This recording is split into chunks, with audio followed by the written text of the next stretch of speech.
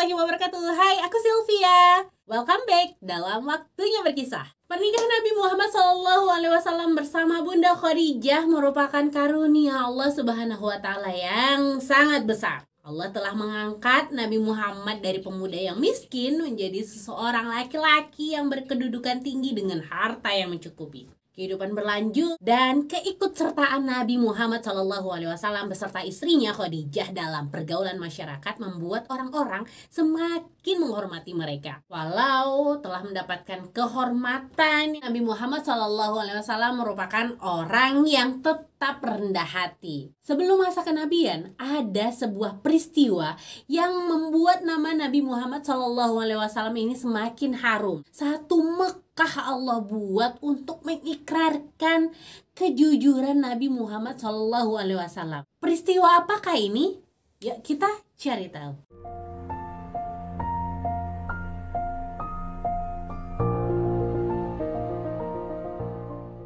Peristiwa itu didahului oleh banjir besar yang melanda kota Mekah. Bukit-bukit di Mekah tanpa ampun menumpahkan air hujan yang jarang turun di kota tersebut. Banjir itu menyebabkan dinding-dinding Ka'bah yang memang sudah lapuk menjadi retak dan terancam rubuh.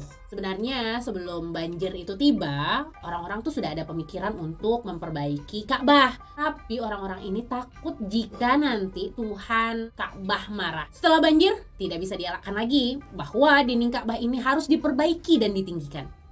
Qadarullah, pada saat itu juga ternyata ada sebuah kapal yang terdampar di Laut Merah. Kapten kapal Romawi itu adalah seorang Nasrani yang berasal dari kota Mesir. Nama beliau adalah Bakum. Kemudian orang-orang Mekah mengutus Walid bin Mughirah dan serombongan orang untuk membeli kapal tersebut dan mengangkutnya untuk kembali membangun Ka'bah. Bakum juga saat itu dikontrak sebagai ahli kayunya. Pada mulanya tidak ada seorang pun yang berani membongkar dinding Ka'bah walau secuil. Hal ini dikarenakan sebagian besar dari mereka itu ingat hal yang menimpa pasukan Abraha saat ingin menghancurkan Mekah. 1 hari, 2 hari, 3 hari berlalu, tidak ada satu orang pun yang berani mendekati Ka'bah. Namun Walid bin Mughirah memberanikan diri merombak sudut Ka'bah yang bagian selatan.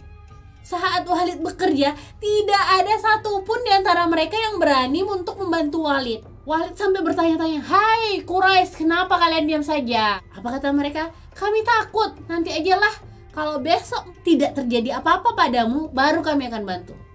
Benarlah, esok harinya setelah memastikan tidak ada apa-apa yang terjadi pada Walid bin Mughirah, barulah orang-orang Mekah kemudian bergotong royong bekerja sama untuk melakukan pembenahan Ka'bah. Pengerjaan sudut-sudut Ka'bah ini dibagi menjadi 4 bagian. Setiap kabilah masing-masing mendapat 1 sudut yang harus dirombak dan dibangun kembali. Pemugaran Ka'bah dimulai dengan memindahkan patung Hubal dan patung kecil lainnya. Setelah itu, pekerjaan dilanjutkan untuk membersihkan pelataran dan membongkar dinding-dinding serta fondasi Ka'bah. Muhammad SAW ikut terlibat dalam pekerjaan tersebut yang berlangsung hingga berhari-hari. Ada sebuah batu fondasi yang berwarna hijau yang sama sekali tidak bisa lagi dibongkar dengan cara apapun. Karena itu, batu itu akhirnya mereka biarkan. Pemugaran Ka'bah ini sebenarnya lebih menyerupai perbaikan hasil karya dari Nabi Ibrahim alaihissalam dan Nabi Ismail alaihissalam. Fondasi Ka'bah ditinggikan sampai sekitar 2 meter, kedalamannya diuruk tanah menjadi lantai yang sulit dicapai apabila banjir kembali datang. Dinding Ka'bah juga dibangun hingga tingginya sampai 18 hasta. Saat itulah kemudian Ka'bah mulai diberi atap. Pembangunan Ka'bah berjalan lancar sesuai dengan rencana. Namun tiba saatnya ketika batu hitam Hajar Aswad ditempatkan kembali ke tempatnya semula, yaitu di sudut timur.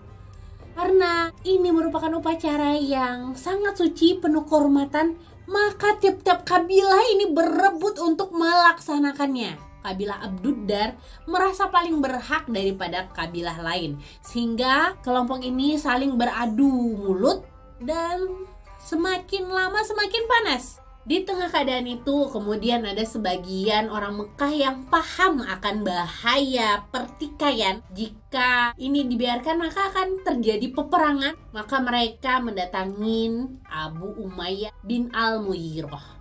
Beliau ini adalah seorang yang dituakan, dihormati, penentu keputusan terakhir karena sangat bijaksana.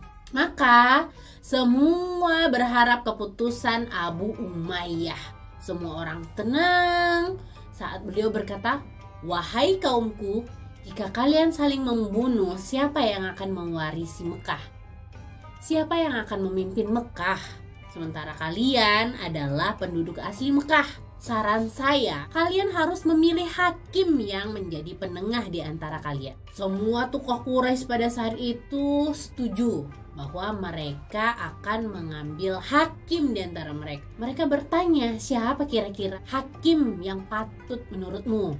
Abu Umayyah kemudian menjawab, saya akan tentukan siapa yang akan menjadi hakimnya. Tapi saya mengambil kesepakatan terlebih dahulu. Kalau saya bilang satu keputusan, maka semuanya harus terima. Akhirnya mereka sepakat. Mereka pikir tadinya Abu Umayyah ini bakal memilih salah satu di antara pemimpin mereka. Ternyata tidak. Abu Umayyah bilang, begini saja, supaya adil, siapapun yang masuk dari pintu Safa setelah saya putuskan keputusan ini, dia adalah hakimnya. Siapapun, baik itu anak-anak, orang dewasa, laki-laki, ataupun perempuan. Deal? Yang terjadi saat itu, semua mata akhirnya menyorot ke pintu Safa. Ternyata yang datang pertama kali adalah Nabi Muhammad SAW. Dan luar biasanya, satu Mekah ketika melihat Nabi Muhammad SAW menyeru, "As-Sadiqul Amin, As-Sadiqul Amin, As-Sadiqul Amin." Radina, orang yang terpercaya dan paling jujur, orang terpercaya dan paling jujur, orang yang terpercaya dan paling jujur. Kami sudah ridho. Satu Mekah Allah buat semua mengikrarkan kejujuran Nabi Muhammad SAW. Dan ini teman-teman terjadi sebelum masa kenabian. Cocok ini memang orang ini sebagai hakim.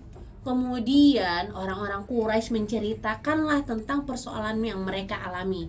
Muhammad yang saat itu belum berusia 30 tahun memandang mereka dengan mata yang teduh dan bijaksana. Nabi Muhammad SAW itu melihat berkibarnya api permusuhan di antara para masing-masing kabilah. Keadaan ini benar-benar genting. Kalau salah mengambil keputusan, bisa saja akan terjadi pertumpahan darah di antara masing-masing kabilah itu. Saking ngerinya gitu ya. Kemudian Nabi Muhammad SAW berpikir sejenak, lalu beliau berkata, "Tolong bawakan saya sehelai kain." Kain pun diberikan kepada Ginda Rasulullah SAW. Lalu Nabi mengambilnya dan menghamparkannya. Nabi kemudian mendekati Hajar Aswad, diangkatnya lah batu hitam itu dan diletakkan di tengah-tengah kain. Lalu apa kata Nabi? Hendaklah setiap ketua kabilah memegang ujung kain ini. Kemudian para ketua kabilah memegang ujung kainnya, bersama-sama mengangkat Hajar Aswad. Di tempat Hajar Aswad semula berada, kemudian Nabi Muhammad SAW mengangkat dan meletakkannya kembali. Apa yang dirasa? Semua pihak merasa sangat puas dan keputusan Nabi Muhammad SAW itu sangat adil pada saat itu. Demikianlah kisah Nabi Muhammad SAW dengan kecerdasan dan kebijaksanaan beliau yang dibimbing langsung oleh Allah. Selesai itu permasalahan orang-orang Quraisy. Semoga bermanfaat. Sampai jumpa lagi di kisah selanjutnya. Assalamualaikum warahmatullahi wabarakatuh.